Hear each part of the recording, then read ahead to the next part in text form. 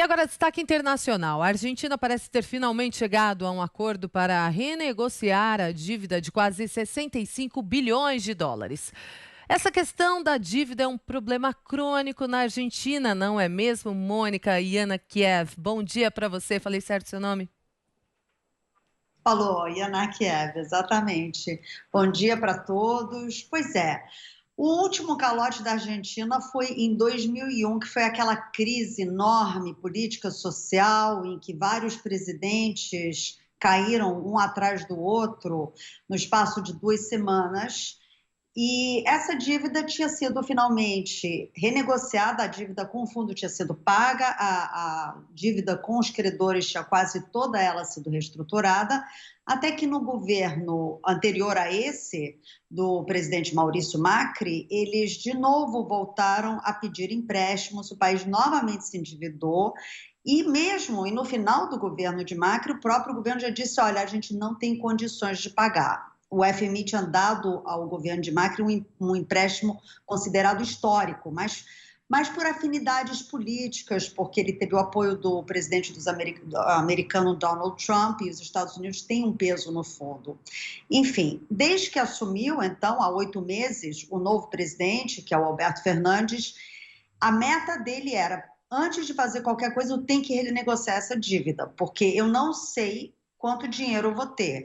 E a segunda coisa que ele disse é, eu não posso fazer um plano de ajuste, porque a Argentina já vem numa recessão, já tem uma crise, e a gente já viu no passado que isso não se sustenta. Quando tem uma crise, as pessoas saem às ruas, enfim, protestam e os governos caem.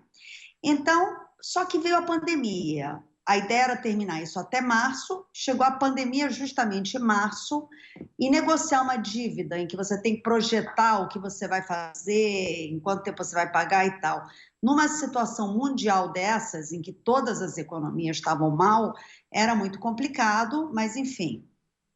O governo fez umas propostas, os fundos não estavam aceitando, fizeram outra, o fundo não estava aceitando, e era uma novela que estava continuando. E o ministro da Economia, que é Martín Guzmán, discípulo do prêmio de economia, do prêmio Nobel de Economia, Joseph Stiglitz, ele dizia que não ia fechar um acordo que não fosse sustentável se não tivessem dinheiro para pagar. Aquela história que não iam cobrar do argentino, que já estava muito sacrificado, mais sacrifício. E no momento em que o governo está gastando muito dinheiro com ajuda social, como quase todos os governos que estão enfrentando essa pandemia. Então, bom, depois de vários meses, agora finalmente parece que se chegou a um acordo com os credores particulares, com os fundos de investimento. Ô Mônica, e afinal, o que foi negociado, hein? Pois é, toda a discussão era sobre o tamanho do desconto, quanto vai ter um desconto e os prazos, né? Então, estima-se que mais ou menos por cada 100 dólares de dívida nominal, os argentinos pagarão 54,8% mais ou menos desse valor.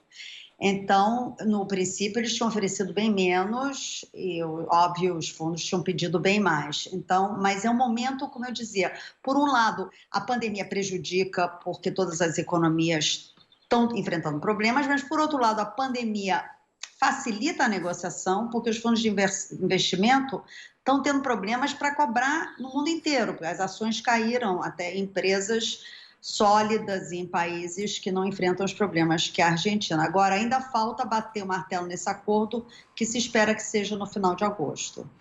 Obrigada pelas informações, Mônica. A gente volta a falar com você amanhã.